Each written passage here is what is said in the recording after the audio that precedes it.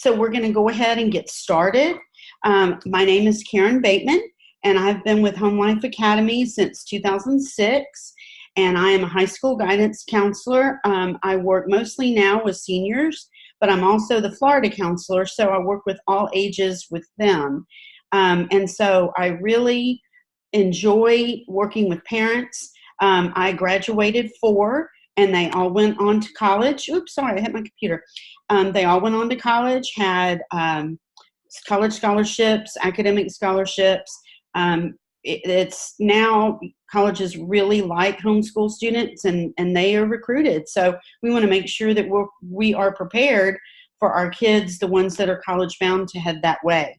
So the first thing that you're going to find that's a little bit different with high school is that, yes, you have to keep track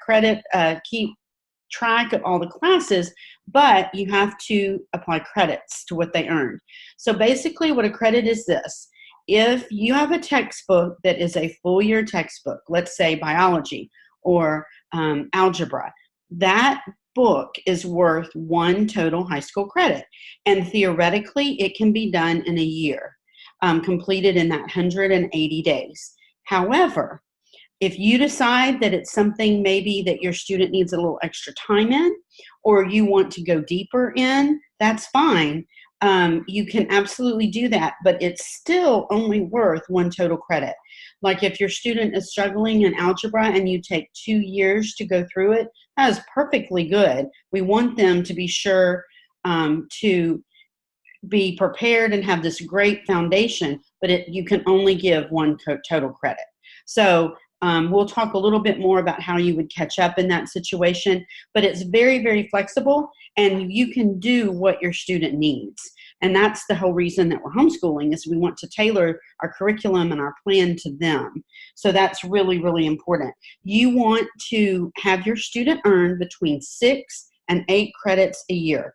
You don't want more than 8, because many colleges will kind of doubt that your student can have that many credits in 1 year. Now, all of us homeschoolers know that that's not true, because we homeschool all the time, and so they can earn more.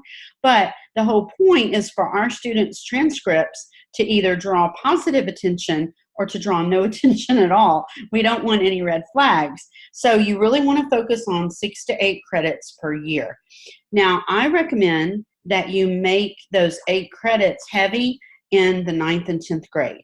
And the reason for this is that by the time your student gets to be in 11th and 12th grade, they may want a job. They may have a boyfriend or a girlfriend, which takes time. Suddenly, you're not quite even as smart as they thought you once were. And so sometimes it's just better to kind of get as much of your foundational work done in 9th and 10th grade, while you still kind of have a little bit better handle on authority and things like that. Senioritis hasn't kicked in.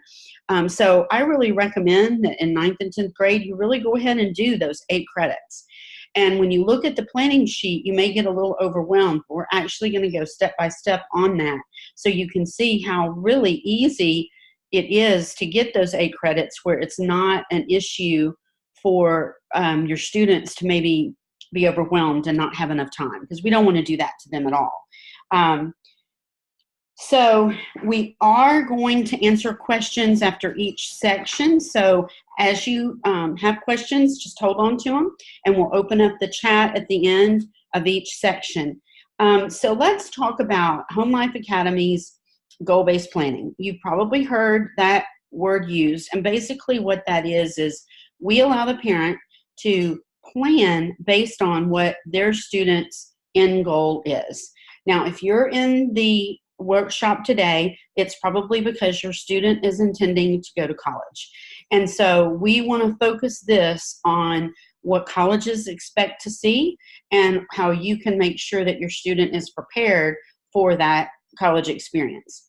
So that's kind of how we're going to focus. So what we're going to do first is go through all the different courses and give you some ideas, let you kind of know what it includes, that sort of thing. So what I want to do now is I want to pull up the planning sheet so that everyone can see it. And why is it not? Oh, there it is. Sorry. There we go. Okay, perfect.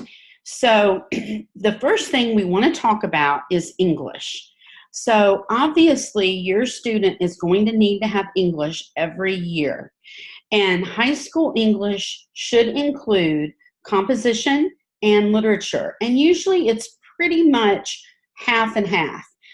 Basically, they read and then they write about it. So you want to make sure that, especially in ninth and 10th grade, that your student is comfortable and secure in grammar and vocabulary.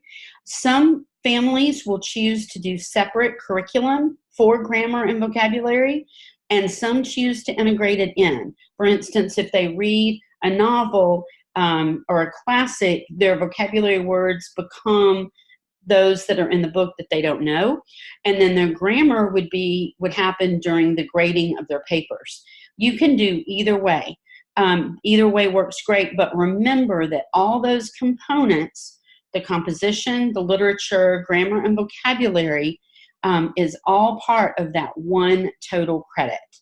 Now, in high school, at some point of your high school experience, your students should cover world literature, American literature, and British literature. And usually world literature, if you use like a box curriculum, world literature will be 2 years. It'll be ninth and 10th. And remember, this is not just reading books. You need to cover poetry and short stories and all the different types of writing, plays. All that needs to be part of your students' coverage because they need to be prepared when they go into those college English classes. So you need to make certain that you've covered all those components of English. A lot of people get really nervous about having to grade English papers. I totally understand that. However, you've taught the grammar, you know what it is, you know what kind of a writer your student is. You know, to a large extent, trust your gut on that. If you know they've put in the effort and the time and have worked hard on it, then I definitely think that they should, receive positive feedback. Which brings me to another point. This is just a little bit of a side note. A lot of people will say, oh, well, you homeschool, so your kids are going to get straight A's. Well, to some degree, that's true because many, many homeschoolers don't move ahead until the subject or the content is mastered. Therefore, they would get an A because they've mastered it. And if it takes extra time, then so be it. As long as we're covering all the content from that course, even if they take several times going through it, they would still earn an A because they've mastered it. And I don't have a problem with that at all because isn't that the point of learning? The point of learning is to master the content. So kind of keep that in mind. English is one of those things where you usually have a student that loves it or hates it. So sometimes you may have to be even a little creative to find different ways that they might like it. You may, kind of focus reading on things that they would enjoy, even if that's just a hook to pull them in. Some people will start British literature with something like C.S. Lewis or Tolkien or even Jane Austen, and then go into something like Shakespeare or Dickens because they've kind of pulled them in. Students have gotten used to the language, that sort of thing, and it makes it a little bit easier. So that kind of gives you an overview of English. We're going to enable the chat. So does anybody have any questions? And let me kind of throw this out first. If you have a question specific to your student, I want you to email me directly so we can start a conversation. My email address is karen@homelifeacademy.com. And then but if you have a question that is kind of general questions, probably somebody else has that same one. So go ahead and answer it. So I see some questions coming up. So let's kind of look at what questions we have that people have been asking. So hang on just a second. I'm kind of learning as we go on this. Um, so we're looking right now for English questions. So does anybody have any questions, or are you good? Can we move ahead with math? I'm going to give it just a second. Is there a good place to get a list of books from each literature group?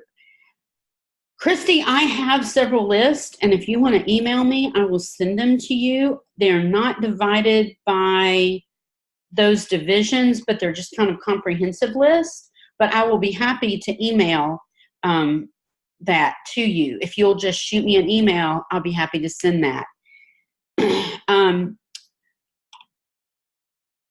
Okay, Sheila, that is a good question. Sheila's question is that she's always up to this point given pass-fail, which is perfectly great. But once they hit high school, they need their letter grades. And as I was discussing before, if your student, even if it takes extra time, has mastered the content, then they can receive an A. I really did not move on my children in the class until they had mastered the content.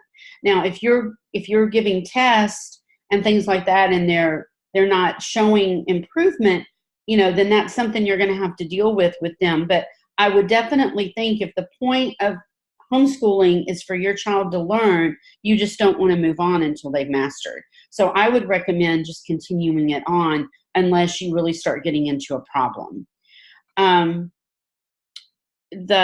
Sherry needs I believe, the planning sheet. Can you send out that link again, please?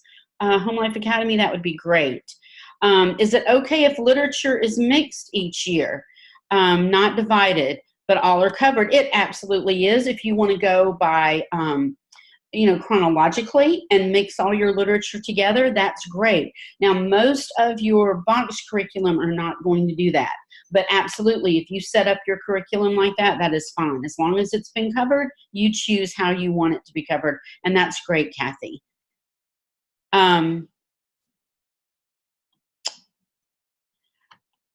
Okay, Stacy, actually, credit for English is not allowed early, even if it was a 9th grade course, because English is required every year. So doing 9th grade English and 8th grade just means you did 8th grade English.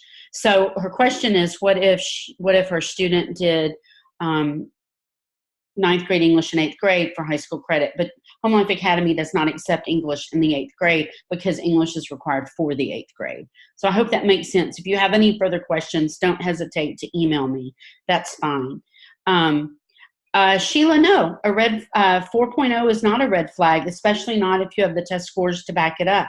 My kids all had between 26 and 31 on the ACT, and that validated that that a 4.0 GPA. A lot of kids in school get 4.0s. So no, there's no red flag to be worried about with that at all. Oh, Amy, a world literature curriculum. Okay, so I'm not supposed to promote anything, and so I'm not actually trying. But since you asked specifically, I found a literature program when my kids were in high school that they and I both loved. It's by James Stobaugh, Stobaugh, and he has the world, British and American, and he also has history, but that came out after my kids graduated, so I have not used it. But I loved his literature courses, and it actually combined it with the composition, so it was all together. And it even, one thing that I loved about his curriculum was it even gave you essay topic ideas based on what you wanted to focus on with that work. For instance, if you wanted a biblical focus, he would give you question suggestions. Or if you want a scientific focus, it was really, really cool. So you can get that book at even like christianbook.com. But if you need to let me know if you need any more specific on that, I'll be happy to give it to you. How much composition is required per year? About half the course should be composition and half the course should be literature. So when you think about combining it, I mean, you're talking quite a bit of writing. But remember, once they hit college, the vast majority of their work in classes, not only English, is going to be composition. So you want them to leave high school being really comfortable with writing, feeling like they can write quickly and succinctly. And those are things, those are steps and talents. That's not quite the word I wanted to use, but we want to teach them those skills. Skills, that's the word I wanted. We can teach them those skills starting in 9th grade. So you want to be certain that you do that. So if you mix curriculum, should you break it up? No, you don't have to. You can list English 9 as literature and curriculum without listing a specific literature. So you're fine on that, to not list that specifically. Kathy, how long is writing instruction encouraged? Well, I think writing should be done, almost every day of every grade. And we're not just talking about compositions, we're talking about journaling and all the different types of writing that they really start getting heavy into in middle school.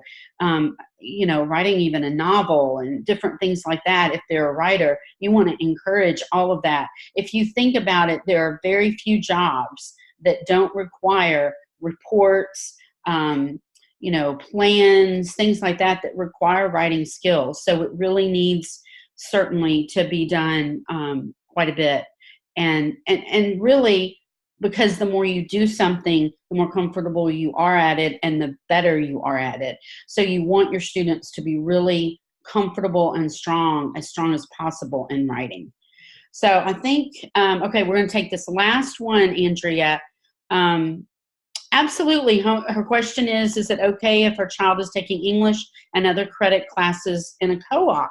Absolutely. That's one of the great things of homeschooling is you get to determine who teaches your child and what they learn. And so it's good for you. It's really important for you to have the planning sheet because some co-ops do things kind of in a round robin way, and you want to make sure that you've covered all the requirements throughout the 4-year cycle. So that's just fine.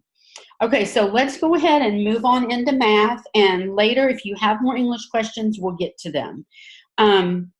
So math for college, you're going to want 4 years of Algebra 1 and above math. So what that means is usually Algebra 1, geometry, Algebra 2, pre-calculus, trig, statistics counts for that, or any dual enrollment class. A lot of students will do that Algebra 1 in the night, geometry, Algebra 2, and then they might go in and do a dual enrollment college algebra class. And that is fine. It's not considered a duplicate course, so that would be just fine.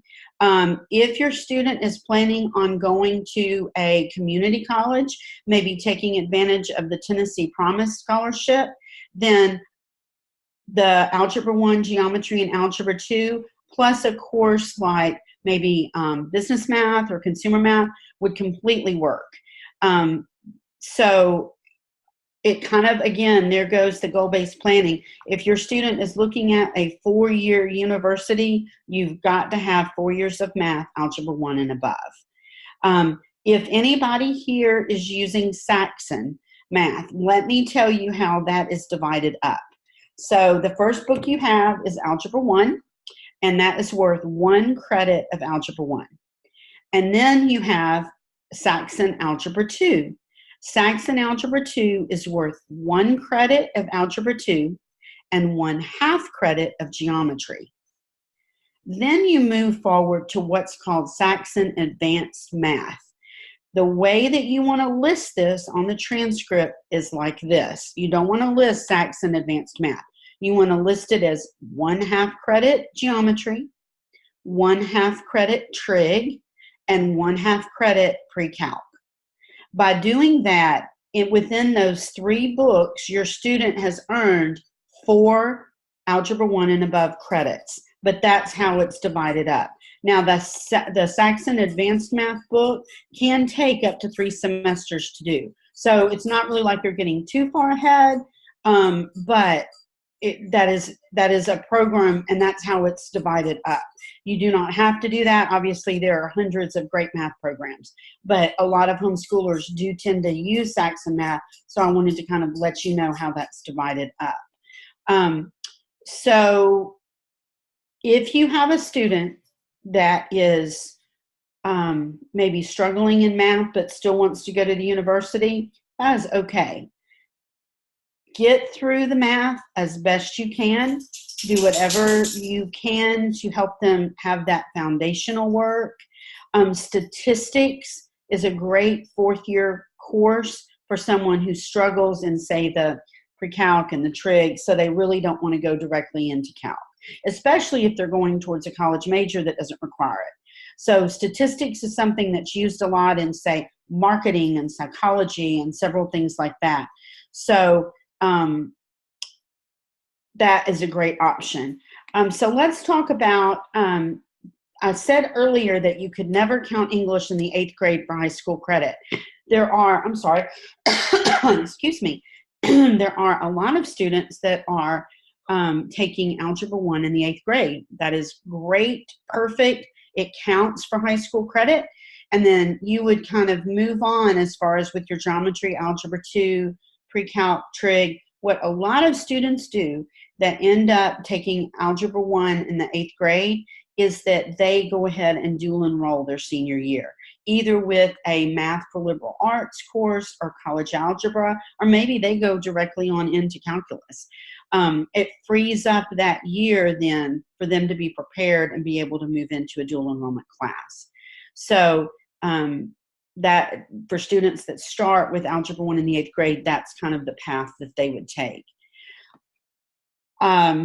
So I think that kind of hits our math. So let's open things up for questions.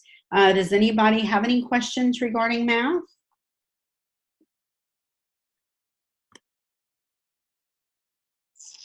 Okay, let me scroll down. For some reason, I'm not seeing it.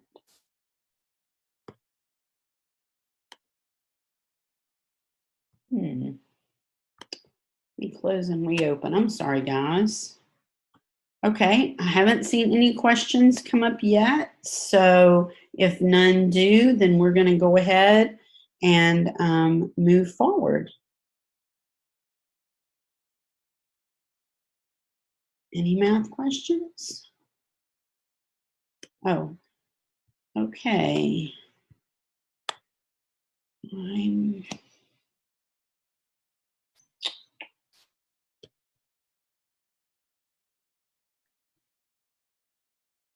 I'm sorry, y'all. I'm having trouble seeing this.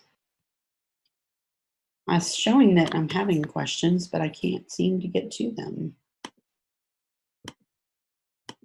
Okay. Could Home Life help me here for just a second? Oh, wait. Here we go. All right.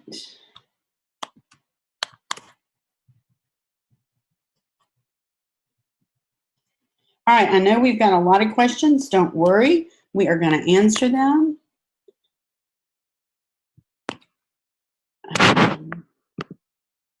Okay, here we go. All right.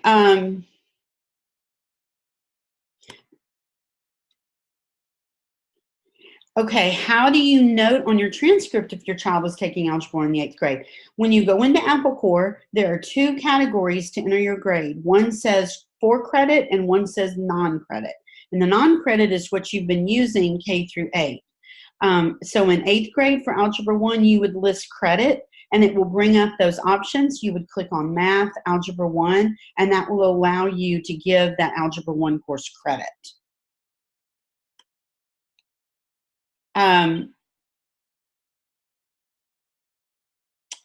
Integrated math. Sheila, most integrated math curriculum will actually give you a key on how to enter that into your grading scale or grading program. So I would follow what your course recommends for you to do. And it may be something like the first year might be a half a credit of Algebra 1 and a half a credit of geometry, and then the second year is the second half.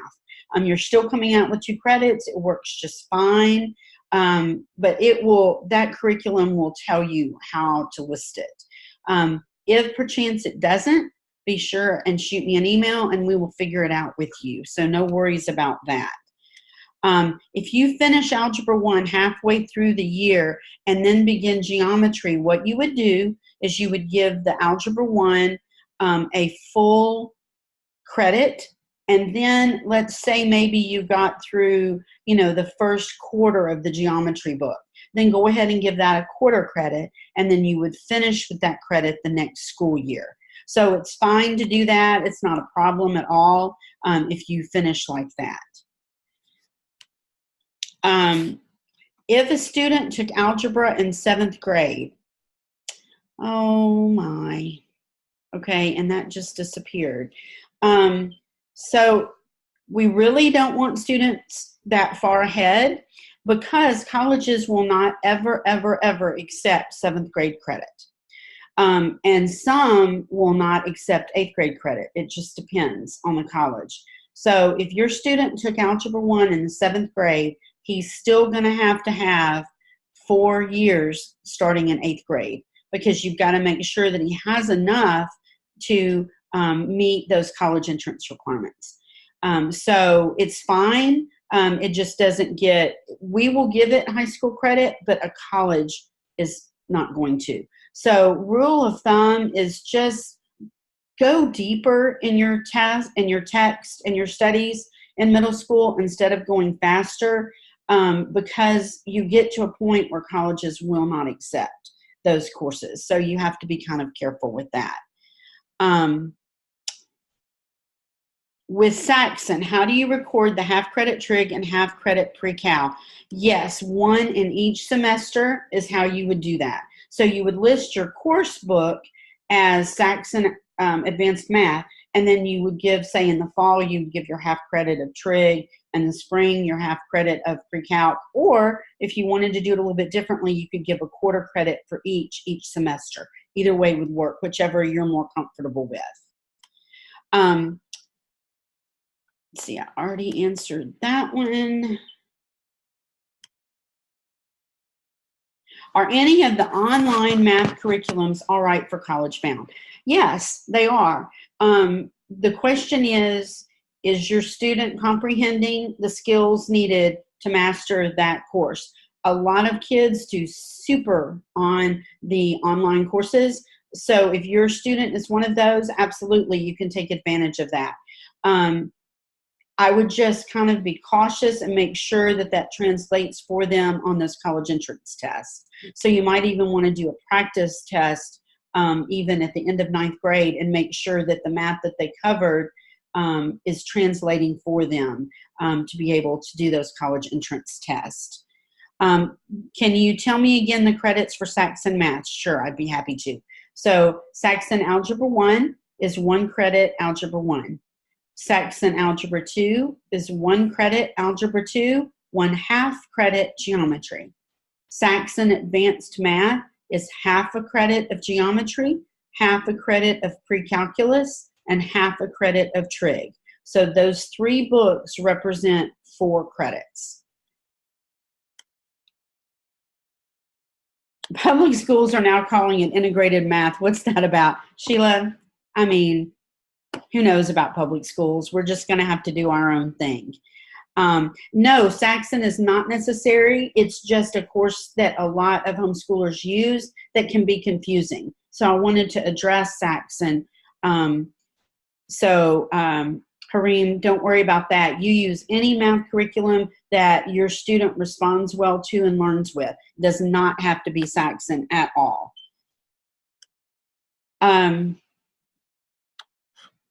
Okay, so Laurie, we talked about this just a few minutes ago. If your 8th grader is doing Algebra 1, that is fine. You listed in 8th grade as Algebra 1. Colleges are used to seeing that, and that is one of the few courses that, as far as I'm aware of, all colleges accept as 8th grade. So you're just fine. Don't worry about that.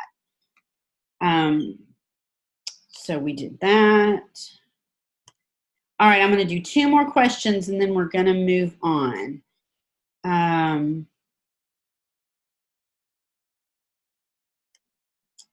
think I answered. So, Misty, your son took pre-algebra twice in the 8th grade and 9th grade. So, pre-algebra does not earn high school credit in 8th grade, but it does earn high school credit in the 9th grade. So, we can earn that first credit. Home Life Academy is fine with pre-algebra in the 9th grade. However, depending on your student's college, they may have to catch up a little bit on math later. And that's why it's so important to kind of start narrowing down where your student is interested in attending so that you can check their entrance requirements and see if they require 3 or 4 of those upper level math courses. What majors did I say was good for statistics for a 4th? Like marketing, psychology, all those fields where they analyze numbers. Statistics is a great course and they almost always have to take it in college. So that would be a great one if you have a student heading into some of those business or psychology research type fields. Statistics is a good course for that. Okay, so let's go ahead and move on to science. And there is a reason that science is listed after math. You have to be really, really careful that your student has the math prerequisites for science. I know sometimes we think of them as completely separate, but they're not. So before your student takes, all right, let's just say biology, that's a common science. You know what? Wait, let me start this a little bit differently. Sorry about this. Okay, so your student is going to need 3 science courses with labs, minimum of 2 with labs. Some colleges are asking for 3. There are so many science options. There is biology, anatomy, marine biology, astronomy, environmental science, chemistry, ecology, geology. All of those are very valid science courses that colleges will accept. So this is an area where you really can give your students some leeway in choosing. Some colleges want to see biology and chemistry, but don't care necessarily what the other one is as long as there is another science. So kind of maybe think about things that your student is interested in and would enjoy learning, and you can incorporate some of that into your science. So now going back to the math. So students taking biology should either be in or have completed Algebra 1. So if your student is taking biology and Algebra 1 in the 9th grade, they are great. If they're taking Biology 1 and pre-algebra in the 9th grade, they may struggle some because they really need some of that algebra in some of the formulas that they do for biology. So kind of keep that in mind. The other 2 that are really big keys is chemistry. Some chemistry books will say that they have to have completed Algebra 1. Some will say they really need to complete Algebra 2. So be sure and check the science books and texts that you're using to make sure your student has the math foundation. Now, let's say that your co-op class is teaching a chemistry class and your student's going to be in 10th grade, but he's maybe only going to be in Algebra 1.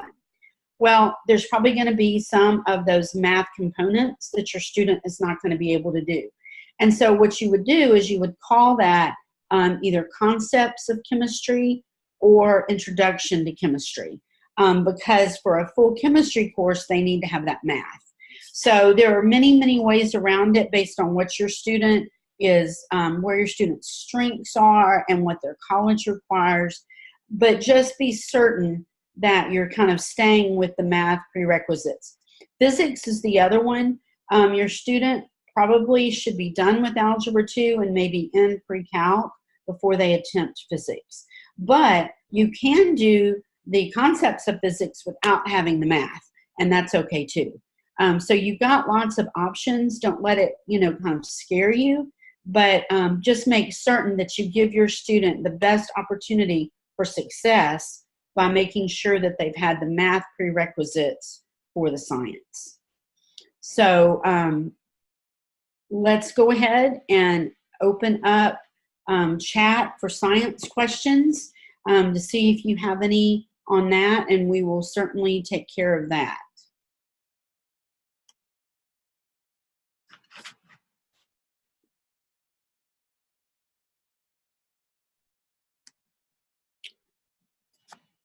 Okay. Is it best to complete a science curriculum in a co-op for the labs? Oh, no, you can do labs at home. Even courses like Apologia have what they call kitchen table labs with common things that you have in your home. You can certainly do labs at home. You don't have to do them in a co-op. Some people are much more comfortable with co-op labs. The only thing that I farmed out when my kids were at home was science labs, because I am just not a cut things up on my kitchen table kind of gal. And that just wasn't my strength. But I had a friend who taught high school biology, and she taught them, and it worked out well for both of us. So that's completely up to you and what you feel or you're more comfortable with. Is physical science a good lab choice for 9th grade? I love that question, and I am so glad you asked it. Physical science has been getting a really bad rap lately because some people don't see it as a complete lab science, which is unfortunate because it does have a lot of labs. But physical science is about 1/3 pre-chemistry. So it is a very important class. It can be taken in the 8th grade for credit. Some colleges will accept it as a lab science and some will not. I really recommend that, if nothing else, your students do it as 8th graders, just as a preview into chemistry. I think that it's got a lot of merit. Now, I know we have an NCAA family in here. There is one thing you need to note about Apologia physical science, and that is that NCAA does not recognize that as a high school science because it is listed on their website as 8th grade. So kind of be careful. If you want that to be one of your sciences, we need to talk about it if you have an NCAA student. Do colleges accept oceanography? Absolutely. Oceanography, marine biology. We have a lot of families in Florida, and I'm asking you, what better science? You've got it. Your lab is right there. It's super. Is there an easy way to find out what best science is for a specific college and major? Oh, Michelle, that is a great question. Yes, go to a college that you might be interested in. I'm just going to say University of Memphis because I live in Memphis and that's the college here. And then you can actually go to their handbook and look up a major and see what the requirements are for that major. And that way you can see where those courses are heading and what would be good foundationally for you to give in high school.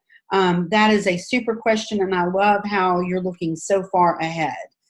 Would I suggest taking physical science before biology? It's really up to you. My kids did not. We took biology first because, like I said, physical science has so much pre-chemistry that we took biology in 9th, physical science in 10th, and chemistry in 11th. So that's a way to do it. You could also do physical science in the 8th grade, do biology in the 9th, and then chemistry in the 10th if your student was ready. So that really is up to you and the curriculum that you're using and even what is available if you are going to do a co-op with the local co-ops. Ecology with a lab in 8th grade. Actually, we can give high school credit for that. I would double check with your college and make sure it's going to be accepted, but Home Life Academy is fine for him to get to count that 8th grade ecology as a high school credit. I think that's great. Is 4 years of science preferable to colleges for a student wanting a science degree? I certainly don't think it hurts. Plus, I think it's a way for your student to really get confident in those areas that they're going to be focusing in college. There's sometimes a little bit more time to dig in deeper when you're in high school and working through that. So I do think that that is a really good idea, especially heading into some of the real competitive science majors. I think the more science they have, the better. And by the way, I would throw in Latin with that too.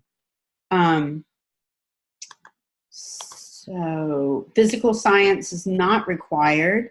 It's completely up to you.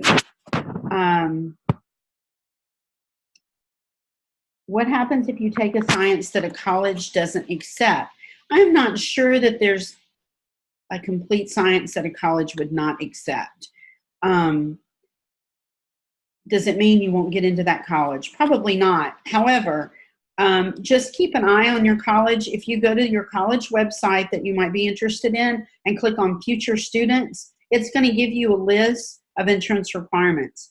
And most of the time it says, for most universities, it'll say 3 sciences.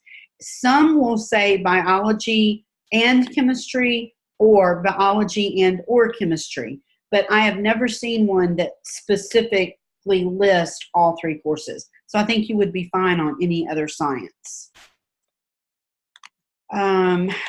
Okay, 2 more questions and then we're going to move on. Online labs. Wow, that's a tough one. I think if you could do maybe even half online and half hands-on, it might be helpful. Maybe get some friends together and kind of work through some labs. You can find a bunch of suggestions on YouTube. That would be good. I don't think everyone has to dissect a cat. I'm not ever going to. So I don't think, that our kids have to. But I think there's a lot of science experiments that can be done that can be very teachable without doing everything online. I think it's really good to get some hands-on. So I think that's, again, you're the parent. You've got to make these choices. But I think if you can kind of have online, but then also do some things hands-on, I think it would be very beneficial. Okay, Angela, the 8th grade science for Rebecca is, it's a general science. It does not get high school credit. Are the 2-day lab intensive accepted for the lab portion? Yes, it is. I definitely think that is. Okay, last one. Which science do you think is least important to have labs without? Biology, chemistry, physical science, or physics? Physical science, I would think, would be the one that you would not want to have labs on if you had to choose one. I think that would be probably the good answer. Okay, so if you still have science questions, we'll try to hit those at the very, very end. But let's go ahead and look at social studies, because sometimes that can be a little confusing. So if you look on your planning sheet under social studies, you're going to see that it's recommended that you have U.S. government, half a credit, economics, half a credit, world history or world geography is 1 credit, and then you'll see U.S. history is listed below with required courses. U.S. history is a social studies, so you'll definitely need to have U.S. history as one of social studies. So you need a total of 3 credits. So you'll need the American history as 1, and then you'll need 2 extra. Now, the reason we recommend government and economics is because, for instance, if we have any families here that are in Mississippi, all Mississippi colleges require government. And that's kind of spreading. A lot of colleges are now requiring government for entrance as part of the entrance requirements. Economics is also a good course to have. However, if you've got, a student that's kind of a history junkie and they love everything about it, you are fine to do an ancient history course or medieval or, Renaissance and Reformation. You can do any of those and it will count. The main one is you've got to have 1 year of U.S. history, and that should include discovery through present day. And some books, I think The Story of Us is one of them is actually now dividing it like they do in college, and they'll do discovery through the Civil War as 1 year, and then the second year they do Reconstruction through present day. That is just fine to earn 2 credits. In fact, I love that idea. I think you can dig really deeply in doing that format, and you can actually do that format even with a regular, a Becca or any other U.S. history book. You would just supplement those sections with more reading, more writing, more discussion, and write that in your course description that you've divided this into 2 classes, but you've supplemented, and that will earn, 2 credits, and that's not a problem at all. We completely are fine with that. Other social studies options would be like sociology and psychology. Some students are doing like a worldview class. That would count for a social studies credit. Even like criminal justice can count for a social studies credit. So you've got a whole lot of options. This is another area where, except for the U.S. history, you can really tailor it to some of your students' interests. And, we always want them to be even more interested in the courses that we're teaching and what we're doing. So that is certainly open, especially in the social studies. So remember, with social studies, 3 total credits, 1 U.S. history, the other 2, any social studies that you want. Some colleges will require either world history or world geography as one of those courses. And so again, another way, just make sure you either cover all your bases or check on the college websites. A note for anybody who uses a Becca, and this is only a Becca World Geography, is only a 1/2 credit 1 semester course. So if you list it as getting a full credit, we're going to change that for you in Apple Core because it's only a 1 semester course. But that's the only geography that I am remotely aware of that is that way. It's only the Becca. All right, so let's get some questions going and see who wants to know more about social studies. Actually, that is a great question, Andrea. Forensics, forensic science, and I miss telling y'all this in science, has become a very popular science course with the lab. So that would be more science. I think if you're doing maybe like a psychology forensics course, you could count that as a social studies, but I'm not really aware of anything like that around. But again, that's up to you, and you can, based on what information you've got, you can use that. Can a world history credit involve part of world history rather than all? Okay, what I would do if you're going to kind of focus on a specific area of world history is not label it world history, but label it what you're focusing on. So like I said, medieval times, ancient history, Greek and Roman history, Hebrew history. We've had a ton of different titles, but I think when you write world history, there's an assumption that you've covered the whole breadth of world history. So we certainly want to be clear on what our student has covered. So I would kind of be careful with that. Okay, it looks like y'all are pretty comfortable with the social studies. So let's move on. Instead of going to the electives, let's go ahead and go down to this where it says other required courses. So it's on the right of your page. So we know U.S. history is required. We just talked about that. But your student to graduate from Home Life Academy is going to need 1 credit of PE. And PE is one of those subjects that you really don't have a textbook. That is more about time. You know how at the beginning, how I talked about a text for a year was equal to 1 credit? Well, now let's talk about the other way to give credit. And this really happens a lot during PE and a lot of your electives, say like music or any of the arts. It's very much done by time. So 150 hours equals 1 credit. And basically what they're doing is they're saying, okay, if you're in a class for 40 to 45 minutes, 5 days a week, that's about how many hours it would be. So that would be a full credit. So for PE, it doesn't have to be all credit in the same thing. It doesn't have to be earned in the same year. Let's say your student maybe plays church league basketball every year. They might earn a quarter or a half a credit every year for that, and that's just fine. It can be a team sport. It can be individual sport.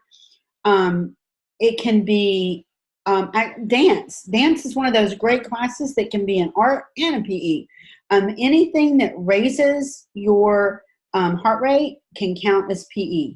So bowling, archery, equestrian, playing team ball, going to the gym regularly with dad, that completely counts as a PE. And so I would just kind of keep a general journal on how long your student is active, and when they hit 150 hours, they've got their credit. So that makes that part of it a little bit easier. Now, health is the first cousin to PE.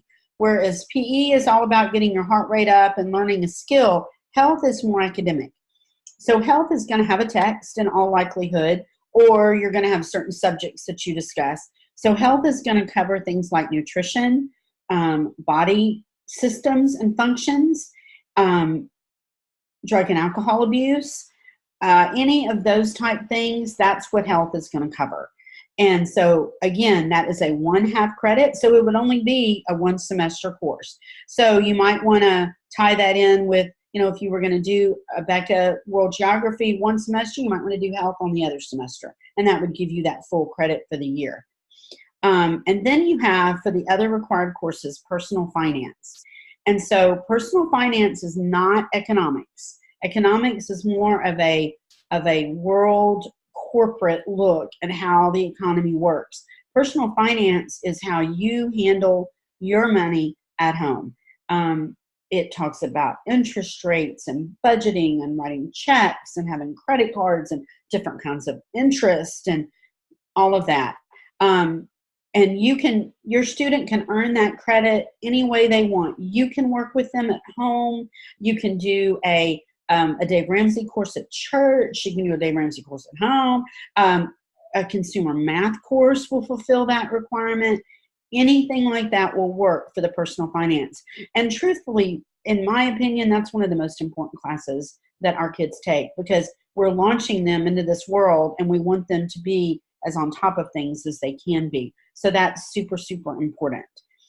Okay, so in just a second, I'm going to talk about electives. But before I go there, and I'm going to get questions in just a minute, but before I go there, I want to talk to you about something else. So we as parents are a little busy sometimes.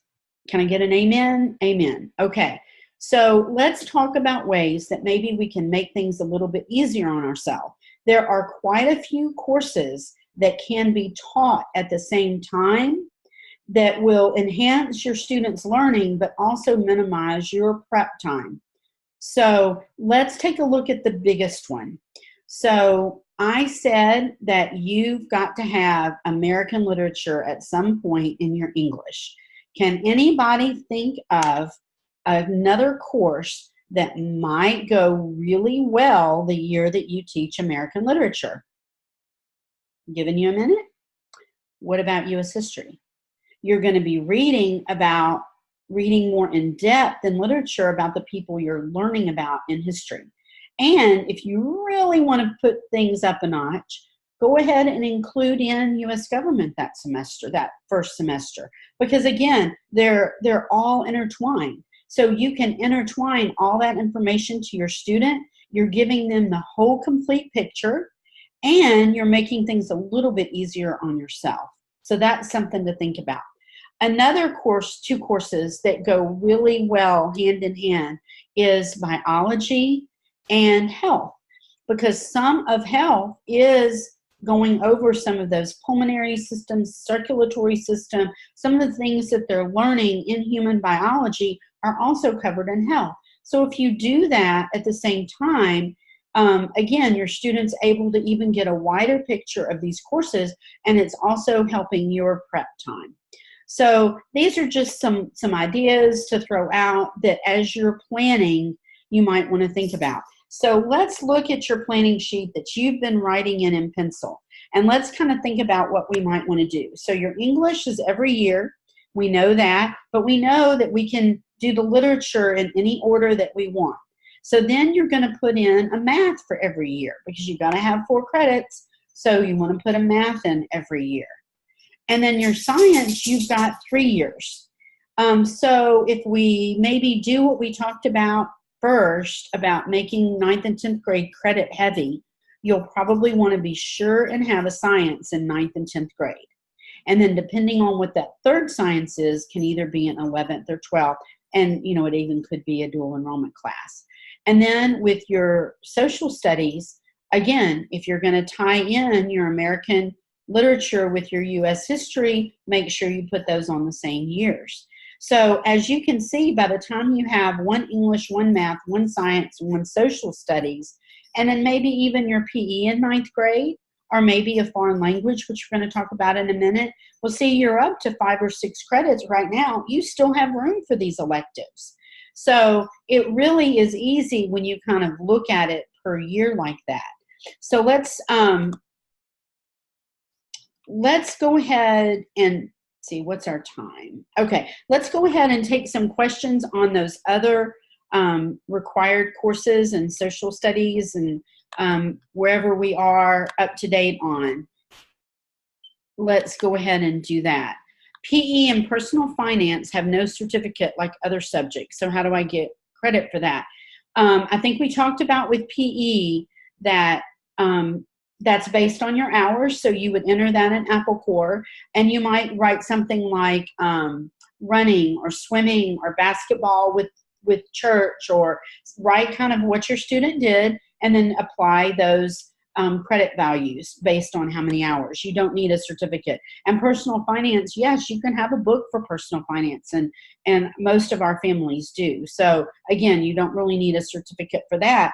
Remember, as a school, we trust our parents. Y'all love your kids. You want to see them successful. So we trust you to cover these courses in a way that's going to launch your kids as successful as possible.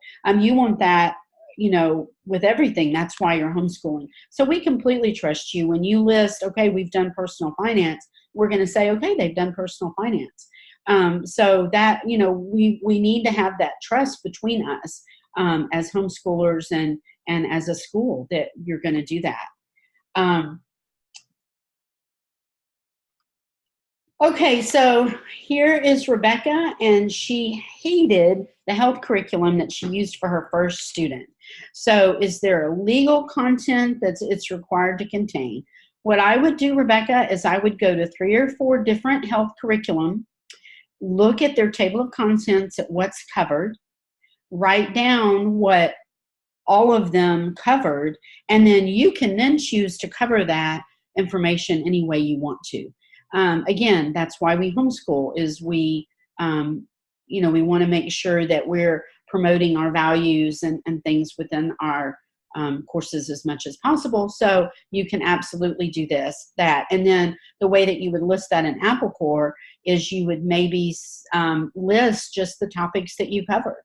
That would be fine. Even if you did it kind of like a unit study where you kind of designed it by yourself, that would be fine, and we would be totally fine accepting that. Yes, you include things that you think is important. Absolutely. If taking dance, could we count half the time towards the PE and half the time towards the art? Absolutely. That's completely up to you. What I kind of recommend, since PE is a required course, is go ahead with dance and get that PE done first. And then after that, you can apply the rest to the fine arts, and that would be just fine. We would be happy with that. Consumer math, what a great question. So Amy, if your daughter is going to be taking consumer math is one of those courses that can count for either personal finance or math.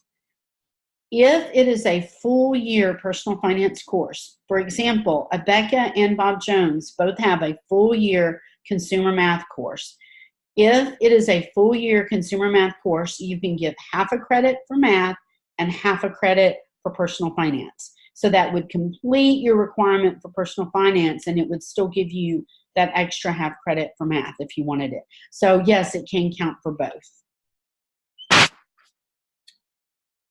Okay. Okay, so Misty asked if she can count a health credit with Apologia, Anatomy, and Physiology. That's really iffy because unless you're only going to give a half a credit for Apologia and Physiology, it's really worth 1 credit of science. So that's going to kind of be up to you. If you want to use that for, say, the body systems and then supplement for the rest of the content, I would be perfectly okay with that if you want to do it. But again, that is a course that's worth 1 credit. So if you count it for both, you're actually getting 1.5 credits. So kind of be careful with that. Plus, the Apologia, Anatomy, and Physiology doesn't cover all the content of a health course, but it could count for those body systems portions. So see how that is. So if your child is an NCAA athlete, should we give them PE credit every year? Yes, I would definitely do that if they are wanting to pursue that. I would keep that as part of their regular high school plan. How do we apply credit values to personal finance? Again, personal finance is a 1/2 credit course. So if you were to do Crown Ministry or Dave Ramsey, any of those courses, they're only meant to be 1/2 credit. The only exception is consumer math, which is a full credit. And again, you can count all of that for personal finance, or you can count a half a credit for math and a half a credit for personal finance. Either way is just fine. All right. Civics, that's a great question. Civics is a social studies, and it is a 1/2 credit course. So if your student takes civics, you can put that as a social studies, and I'm glad you brought that up because I forgot to mention that, and it can be placed in social studies. All right. Let's see. All right. It looks like, which history credits are best for colleges in Tennessee? Christy asked that earlier, and we're just now getting to it. Christy, it depends on what college you go to. And like I said, U.S. history is a must. The others are dependent on what your school, your college requires for admission. Usually it's either 1 credit world history and 1 credit world geography, and then just a third of whatever you want. However, some colleges are requiring government and or economics, so definitely keep up with that. Okay, last question. Taekwondo can definitely count for PE. Any of the martial arts can count. You would just you would just get to that 150 hours for your credit. So if you ended up, in addition, doing the easy peasy health curriculum, that would just be 1/2 credit of health. That's all that you would earn on that. So the rest of it would just be something that he's doing because he enjoys. Yes, golf does count for PE. It absolutely does, because you're walking up and down those hills, your heart rate's going to get up. Totally makes sense. Okay, so now we're talking about electives. So electives are interesting because electives are anything that is not required. And you can earn a science elective by taking 4 sciences. And so one of those, that extra science would then become an elective. So sometimes people get real nervous because they're like, I've got to have, these extra electives. Well, that's not necessarily true. It depends on how academic the rest of your courses are. But your main 2 electives are going to be your foreign language. If you have a student heading towards university, you're going to have 2 years of foreign language. So that's 2 electives right away. Now, a lot of people, there are so many different ways to handle electives. You can do them in 8th, 9th, 10th grade. You can do Rosetta Stone. Rosetta Stone has kind of gotten some concern from a lot of colleges because it tends to be so conversational and verbal. And colleges say, well, you really need the grammar part of it. So we do recommend that maybe you supplement with some language grammar, workbooks and different things that will help them on that to prepare them for college. And then we have some people that say, I'm not messing with foreign language. We're going to do that as a dual enrollment course. And there are some benefits for that. I haven't said this before, but this is something kind of to remember, is a dual enrollment course. One semester in a college dual enrollment course is equal to 1 total credit. So say if your student took elementary Spanish as a dual enrollment class in the fall, they could take intermediate Spanish as a dual enrollment class in the spring, and they would be done with all of their foreign language, plus already have their college credits. So sometimes that's very appealing to families and students alike as kind of a, well, I'm going to kill two birds with one stone and not have to worry about it. So there's lots of different ways that you can do foreign language. And Home Life Academy is great with any of them. You're the parent, you do what you think is best for your student, but any of those ways work. Now, what are some other things that colleges may not require but may like to see on a transcript? Well, we already talked about an art, either a visual or a performing art they really like to see. And oh my goodness, this can be so many different things. It can be drama, theater, even behind the scenes is considered that. It can be instrumental music. It can be vocal music. It can be painting, sculpting, drawing. Dance is considered obviously a performing art. So you've got this whole, wide variety of things that your student might be very passionate about that you can count on the transcript. Now, let's say that you have a student that breaks out in hives if you try to get them to do something, creative. Sometimes that's a problem. Well, and another way that you can do this is you can actually make it into an academic course. It can be like music appreciation or art appreciation. That would give them that art credit without having, I'm sorry, that's my one little dog. Okay, he's going to be quiet now. Sorry about that. Anyway, one little class, that one academic class that could count for that art. And so that would be super helpful if you did that. However, let me talk about something that you need to be aware of. Home Life Academy and Apple Core has something called a portfolio. And a portfolio is a lovely thing. We're seeing a lot of colleges openly and actively recruit homeschool students because of how well-rounded they are. But everything doesn't have to go on the transcript. You have the portfolio. So this is how I kind of explain it to parents. Your transcript, your student's transcript is like an academic picture of your child. It's what they have studied and what they have focused on and what they have learned. But that's not all your child. That's 7 hours a day of your child. What happens to the other hours? Well, that's where your portfolio comes in.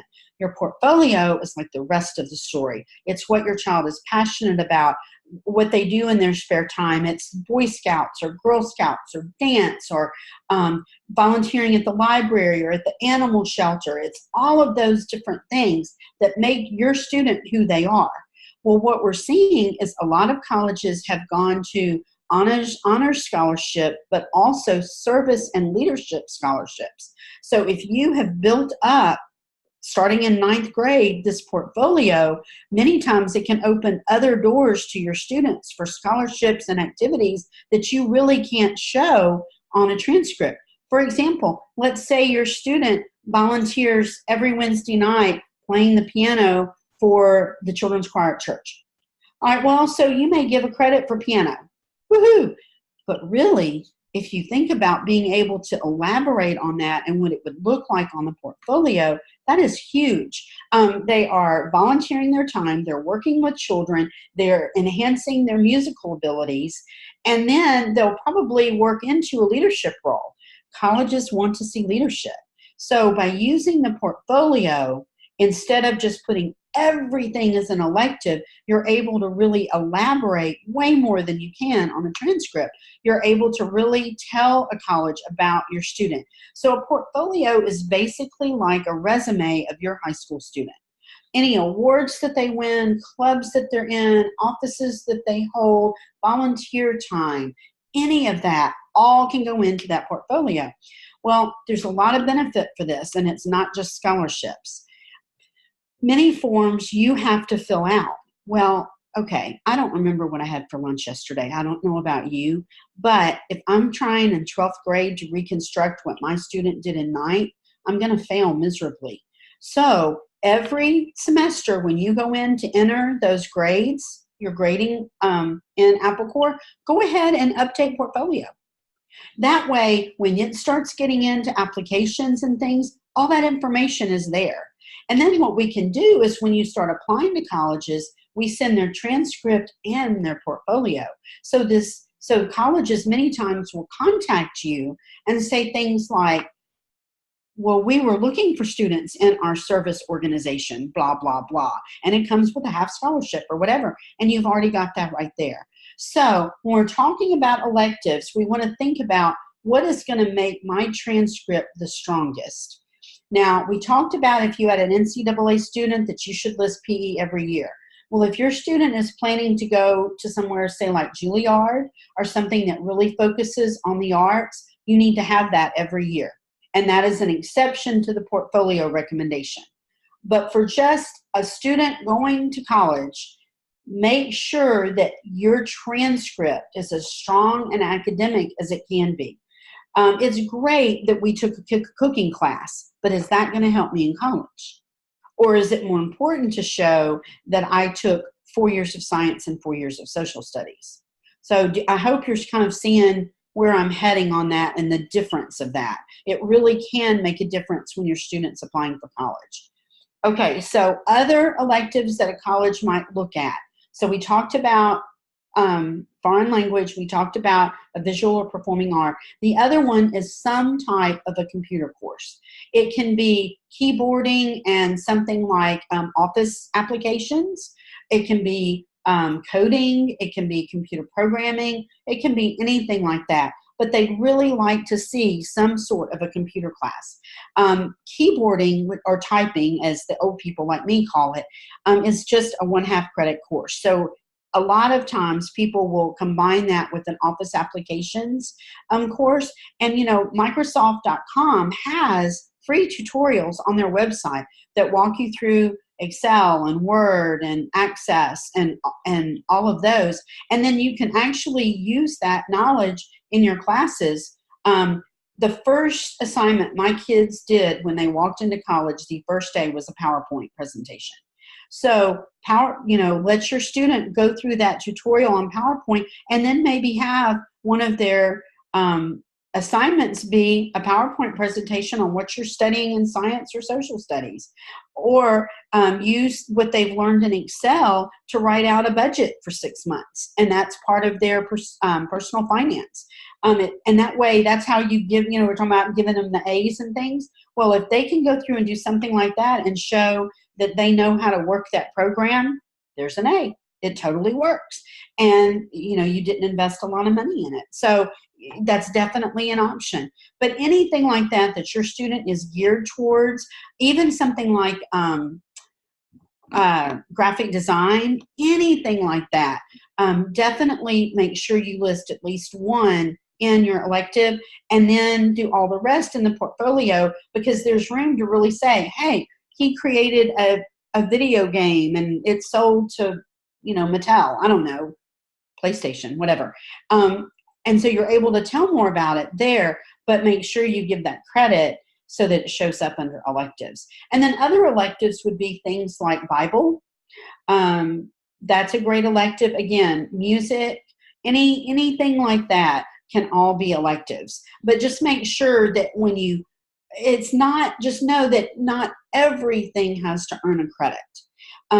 Sometimes it's just about learning.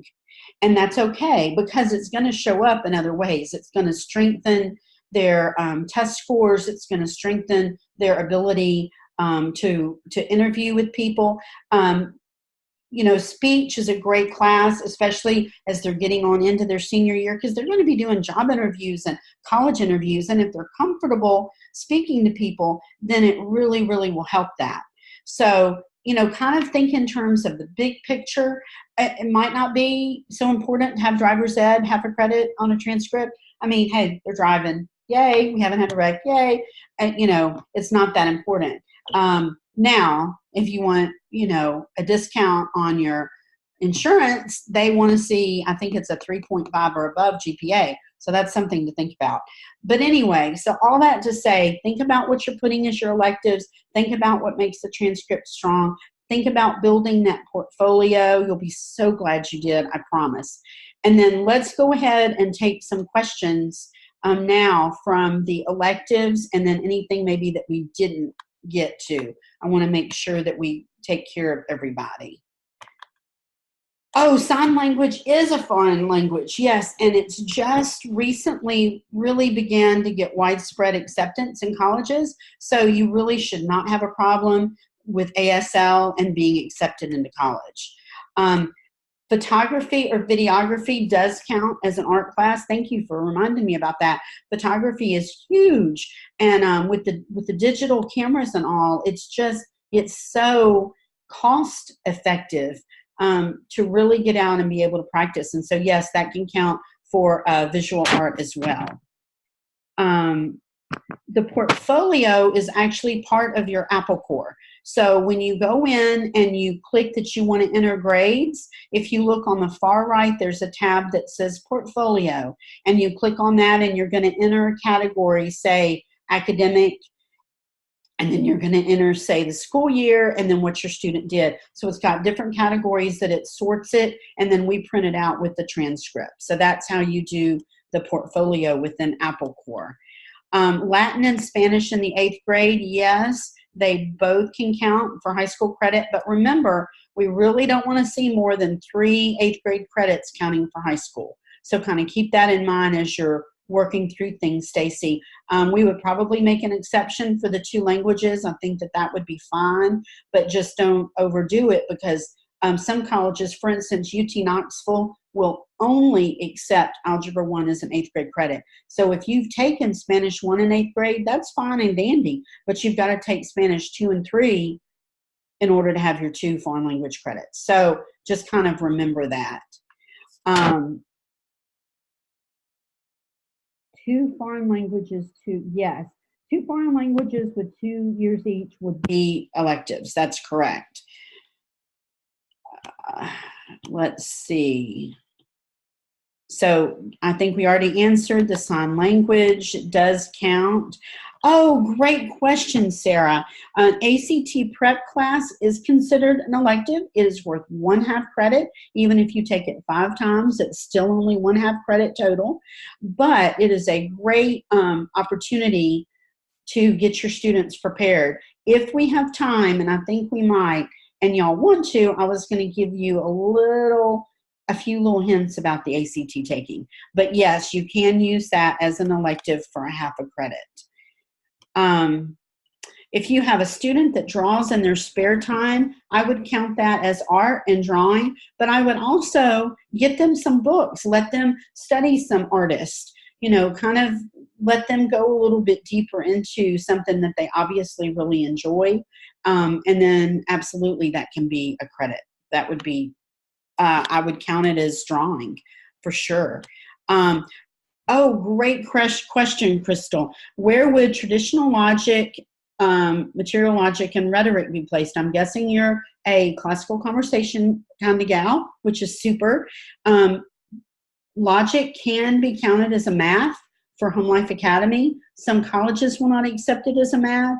And usually if you're with classical conversations, you have enough math anyway, so you can just put it in electives, but it is a great, strong elective. And I'm a big proponent of logic. I think it helps them in the upper level maths and also the upper level sciences. So definitely, if you can take it, and definitely count it on your transcript, because it's a really, really good plan.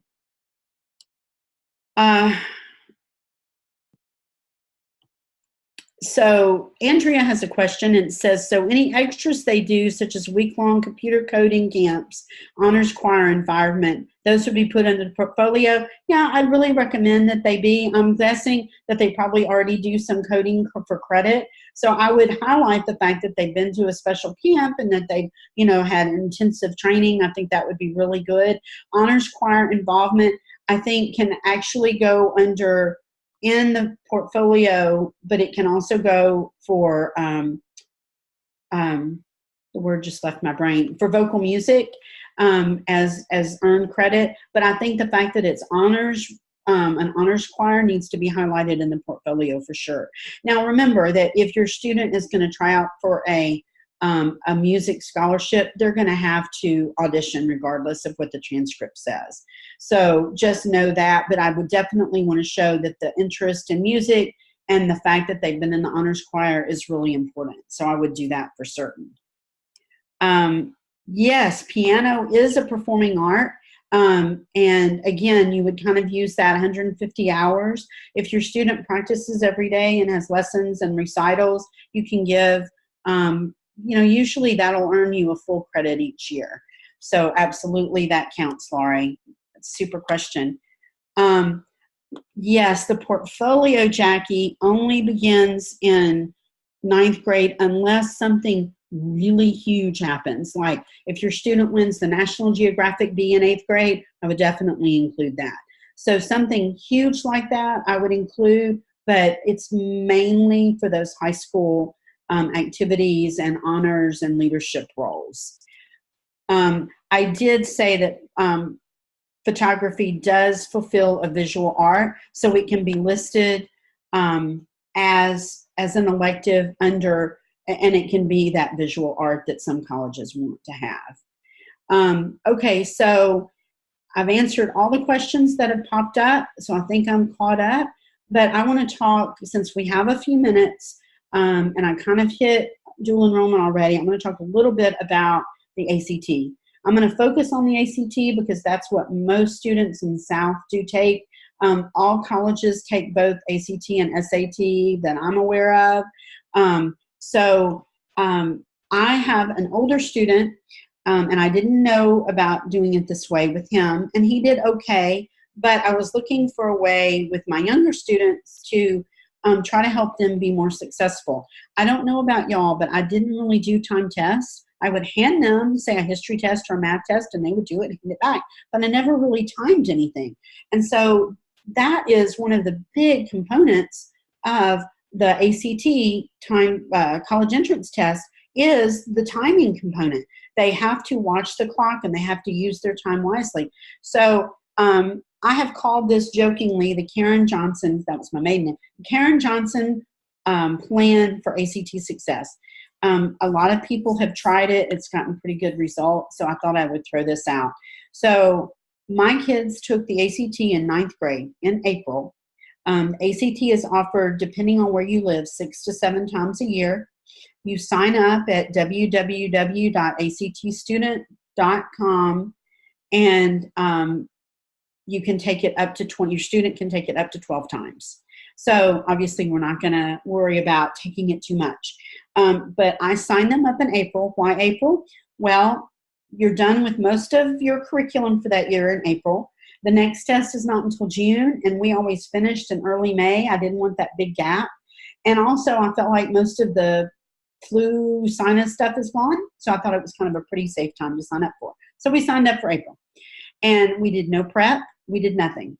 I just simply told them, I want you to go in. I want you to see what it's like to sit with 25 other students. That was not really something that we had done in our homeschooling. And I just want you to see what it's like to have a stranger look at you and say, you have 5 minutes left in this test and you've got 20 questions. I want you to just get the feel of it. Well, what I didn't tell them is I also wanted to see the grades, because the scores, because I needed to know if maybe I needed to shore up some part of our curriculum, do something like that. Oh, you know what? Let me just take this off because you probably are tired of seeing that planning sheet. Okay, so I really, really wanted to give them an opportunity to go in and take it cold, but I also wanted to see if I needed to adjust any of our curriculum. You know, are we doing okay in math, or do we need to do some review? Because it's really, really cool, because the ACT will actually send you the sheet back that'll say, you got wrong this number of geometry questions or pre-algebra or whatever. So it's very, very helpful. So I really wanted to do that. So we went in, we took the test. I took them to lunch afterwards. We never mentioned another word. I didn't care what they made. I just wanted to see. So the scores came back. There were some tweaks that I needed to make. Well, guess what? I have all of 10th grade to make those tweaks. I had plenty of time. I was not panicking. Look, this is the deal. ACT is about practice. A lot of times it's about practice. And if the first time they see it is when they're in 12th grade, you're putting them in a terrible position with having to do something so important that they've never seen before. So think about it that way. Now, I'm going to say this, ACT is not indicative of college success, not tied into that at all. It doesn't mean your child's smart, doesn't mean your child is dumb. It doesn't mean any of that. All the ACT is a key to turn the door handle of the next step. That's all it is. And it's one of those things where we just have to play the game because that's the game. And so I wanted to make sure that my kids had all the tools that they needed to play that game and maybe win it. So 9th grade, took it, shored up, 10th grade reports, got all that done. And so then in 10th grade, we've done the fall semester and we've worked all through that program and we've, shored up things need to be shored up. And then right after Christmas, we did a prep course. Then I signed them up again to take it in April of 10th grade. Now we've had the prep course. We've worked extra on our schoolwork and we went in and we took it. Their scores went up significantly. Now, let me throw in another thing. You talked about science labs. We did a science experiment. What food is best to eat on the morning of the ACT? And we tried, donuts because, hey, sugar rush, yay. We tried oatmeal, it sticks to your ribs, right? We tried all of that. What works is protein. Bacon, eggs, that type of thing. Because this is a 4-hour test. And they have one very, very quick break. I mean, like 10 minutes, like go to the bathroom, get a drink of water. That's it. I don't know about your kids. My kids are used to getting up, getting something to drink and getting lunch. And, that's a long time for them to stay focused. So anyway, just side note, protein works really well. Okay, so we've taken it in 10th grade. Their grades went up.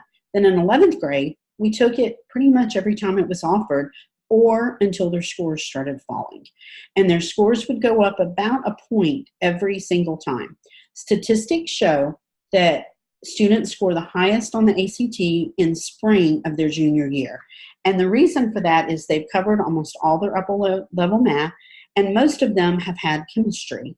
Chemistry, the science component of the ACT, and there are 4 components. There's English, math, reading, and science reasoning. It's not science, what level is this on the Earth's core?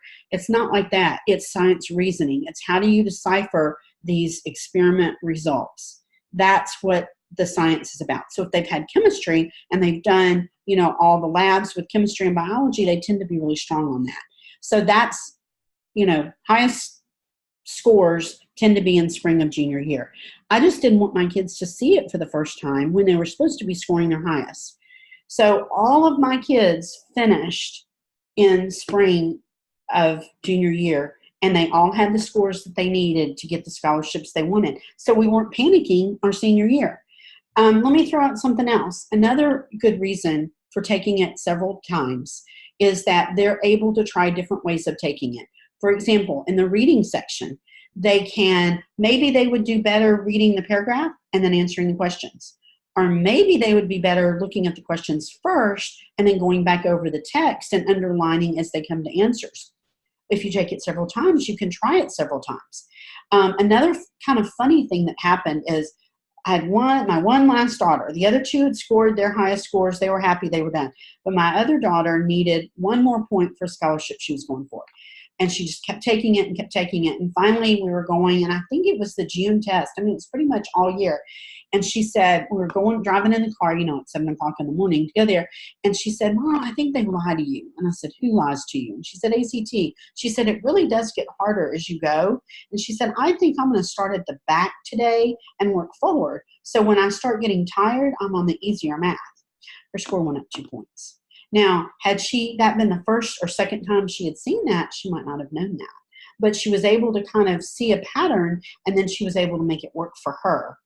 So that was really good. Another good thing about taking it multiple times is some scholarships will base entrance on, or basically base scholarships on what's called a super score. And what that means is they'll take the highest English that your student scored, no matter which test, and the highest math, and the highest science, and the highest reading, and combine those for that super score. And it's very rare for your student to score the highest in all 4 categories the same test. So it gives your student an edge. And so that's really, really helpful with the ACT. Again, it's not a failure success thing. It's not. There's no other general standard way to gauge. I mean, you even just look at different public schools. They all have different curriculum. They all have different kinds of teachers. There's no standard way to do it. And so it's just how it has to sort of be. So that's fine. Let's just play their game and win it. And that's fine. So I just kind of wanted to throw out that to kind of consider maybe that option. It's not a very expensive test to take. I think it takes about $50. And one more thing, the writing portion. Don't waste your time. Seriously, it was first started in 2004. And it was thought that it would keep kids from having to write like essays for their college applications, that they could just do that and then colleges would accept that. Guess what? Colleges did not accept that. So it's a waste, and they're not judged consistently. It's just not really worth doing. So don't worry about doing that. Just do the regular standard test. Sometimes you can buy the test afterwards. That's always helpful. If it might help your student, to kind of see how they were answering questions. That might be really good. So anyway, that's just a little bit of information. You can take it, you can leave it. You're not going to hurt my feelings. It's just what's worked for me and some of the students that I've worked with. So what I'd like to do right now is completely open up our question and answer and try to combine or take care of any other questions that you have. But I want to stress to you, my email is Karen@homelifeacademy.com. Any question you have, please email me. Don't struggle with it or think that you're doing something wrong. Don't worry about that. Just shoot me an email and I'll write you right back and we'll get it taken care of. Also, know that Home Life Academy sends out yearly high school transcript reviews. Now, 9th grade won't go out until, because there's not really that much in there. Some are starting to go out now. Your senior year, you will get it the first semester, and then 10th and 11th will go out at some point during the year. We just try to get to them as fast as we can. And it will tell you, look, these are the courses you've already had. This is what you still need. Take a look at those. Compare that to your penciled in. Sometimes we even have parents that say, I forgot to enter PE. How did I forget that? It's a good check thing. Go through, check it, make sure your student's ready. Look, this senior year is tough. It's emotional on you and your student. It can be really hard. Let's make it as easy as we can. Let's make sure that all these things are checked off. We know where we're going. We know how to get there, and it's been done. And that way you can enjoy that time with your student, and that student can enjoy that time without being worried. So, a couple of quick things that I just want to say in general. Have your student read and write as much as possible. I know we say that for elementary, but it's great for high school students too. Always go deeper, not faster. Make sure your student has a good grasp of the content of the foundation. It will help them so much. And this is key, y'all. I don't care who's using what curriculum. Don't be afraid to change what isn't working. And don't be afraid to stick with what is, even if nobody else is using it. Your student and you are individuals, so make sure that you do exactly what they need. And it is okay to make those switches as you need to. Perfectly okay. Okay, question and answer. I've got some. Let's take a look. So the website for ACT is www.actstudent.com, and everything is now online. You register online. You would register as a Home Life Academy student, not a homeschool student. Our code is 431423, and that's on the website. If you didn't get it this time, it's on there. And you get to register to take the test near you. You're going to say, I live in Memphis, Tennessee, and it's going to pop up all the different options. It doesn't matter where you take it, we're still going to get a copy of the scores. So that's really, really helpful. Dual enrollment feels a little intimidating. Bless your heart, I know it does. So let's talk, we've kind of hit on it, but let's talk a little bit about it. Dual enrollment is about taking a college class as a high school student. And so usually a lot of students will do that through the community colleges near them. And they almost all have dual enrollment sections and people that work specifically with the dual enrollment students. Just remember, this is not like a co-op. You have no say in what they're taught, how they're taught it, etc. But if your student is ready for it, it can be a great way to earn some college credits. So the way that it works is your student basically has to meet entrance requirements for that college.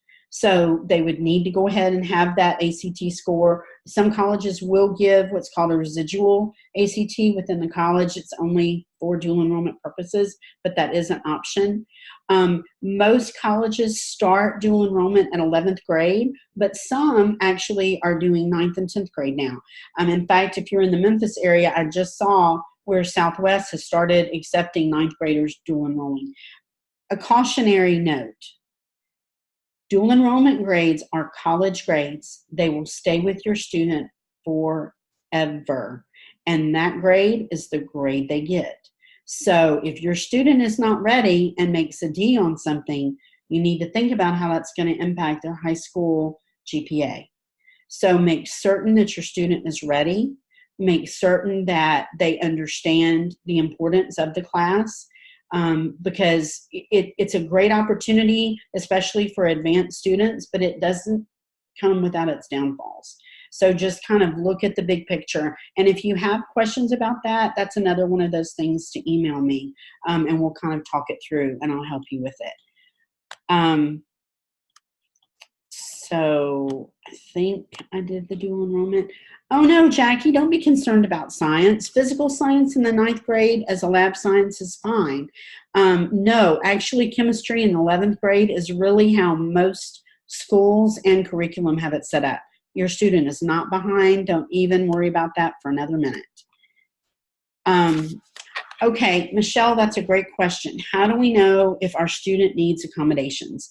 So if you have a student that has been diagnosed with a learning disability, anything from dyslexic, ADHD, or even a physical disability that impacts their ability not only to learn, but maybe to take a handwritten test, then you need to email me. I'm in charge of getting accommodations for our students, and we have a submission process, and I'll be happy to get you that information. That's not something that you have to go to battle for. That's what we're here for. And then once the accommodations are given by ACT, then your student would take that under the accommodations. The benefit for this is once your student receives ACT accommodations, your student is then eligible for accommodations in college, which can make a big, big difference. So it's definitely something, if your student has a documented learning disability, we need to talk. So be sure and email me at Karen@homelifeacademy.com and we'll work about that. Okay. All right, Kathy, the difference between Tennessee Promise, Hope Scholarship, and Tennessee Scholars. Okay, perfect. I love this question. Okay, so Hope and Promise in Tennessee are the lottery scholarships. So, and they work hand in hand. So Hope, our students earn Hope no matter what. If they have a 21 or above on the ACT, they earn the Tennessee Hope. The Tennessee Promise is for students who want to start their college experience in a community college. And this may be for a lot of reasons. Maybe they scored a 26 times on the ACT and can never get the Hope. That's fine. The Tennessee Promise pays 100% of either a Tennessee community college or part of the TCAT system, the Tennessee College of Applied Technologies, which would be, more of a technical side. They pay 100% of that. So fabulous program. I mean, game changer. So then if some students want to start with the Promise, then they can transfer to the four-year university after they get their AA. But the Hope, if your student has a 21 or above, the Hope is going to pay for all 4 of those years the amount that is listed, and it kind of changes every year. You would have to go to TSAC and get the current amounts. But then the Promise would fill in what the Hope didn't pay. Regardless, with the Promise, it's 100%. If you have the Hope, so it's just drawn from different buckets, but it's still the same.